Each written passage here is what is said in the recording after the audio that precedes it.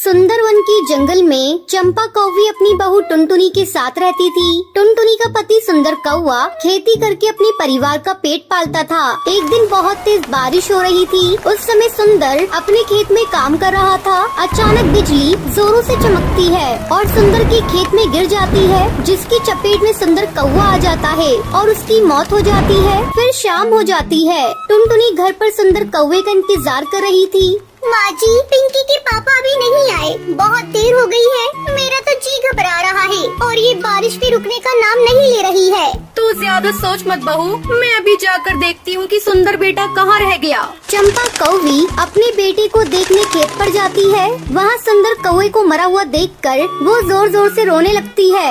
हे भगवान, ये तूने क्या कर दिया। एक ही तो घर में कमाने वाला था, तूने उसे भी अपने पास बुला लिया। अब मेरी बहू और पोती का कौन पेट पालेगा। किसी तरह वो रोती बिलखती घर पहुँचती है। टुनटुनी बहू, हम लोग लुट गए, बर्बाद हो गए।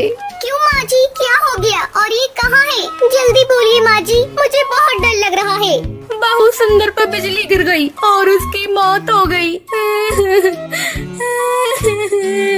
इतना सुनते ही टुनटुनी बेहोश हो जाती है। थोड़ी देर बाद बड़ी मुश्किल से टुनटुनी को होश आता है।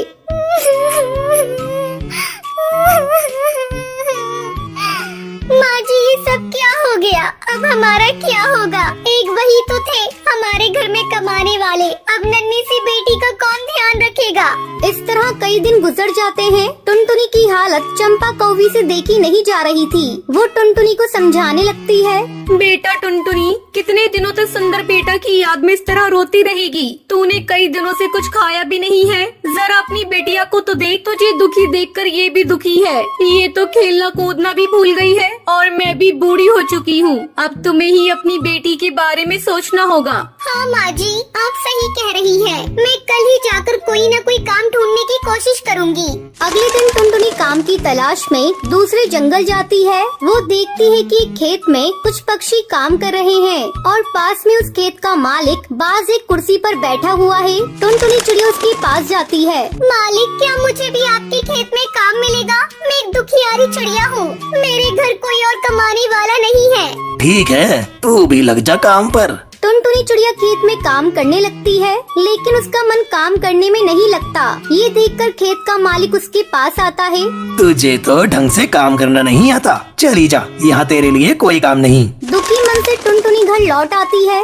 माँ जी, मेरी तो किस्मत ही फूटी है। मुझे एक जगह काम मिला था, लेकिन उस काम को ठीक से नहीं कर पाई, जिसके कारण मालिक ने मुझे निकाल दिया। अब तो मुझे अपने परिवार को चलाने के लिए एक ही उपाय सूझ रहा है। क्यों न हम लोग अपने ही खेत में आलू उगाएं। आलू की खेती करने में मेहनत भी कम लगेगी और मुनाफा भी ज्यादा मिलेगा। आलू को बेचने की भी कोई समस्या नहीं है। हम उसे शहर में ले जाकर अच्छी कीमत पर बेच दिया करेंगे।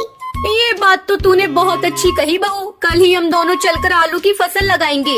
ऐसा सोचकर दोनों सास बहू अगली सुबह अपनी खेत की सफाई करती हैं और आलू की फसल लगाती हैं। कुछ ही दिनों में उनके आलू की फसल तैयार हो जाती है। बहू, जल्दी ही हम लोग अपनी फसल को शहर ले जाकर बेच देंगे। 2 दिन बाद टुनटुनी और उसकी सास अपनी फसल को शहर ले जाती है और उसे अच्छी कीमत पर बेच देती है। सेठ जी, ये ऑर्गेनिक आलू है। इसमें कोई केमिकल का प्रयोग नहीं हुआ है। ऑर्गेनिक आलू लाओ लाओ, मुँह मांगी कीमत ले जाओ। नोटों की गड्डी देखकर दोनों बहुत खुश होती हैं। फिर खुशी खुशी अपने घर लौटती हैं। बेटा ये ले, मैं तेरे लिए शहर से गुब्बारे लेकर आई हूँ। गुब्बारे देखकर पिंकी खुश हो जाती है और उससे खेलने लगती है। देखा बहू, तुझे खुश देखकर आज पिंकी भी खुश है। अब तो इसके साथ बैठकर खेल। मैं सबके लिए भोजन बनाती हूँ। चंपा भोजन बनाने चली जाती है। इस तरह पूरा परिवार हंसी खुशी के साथ रहने लगता है।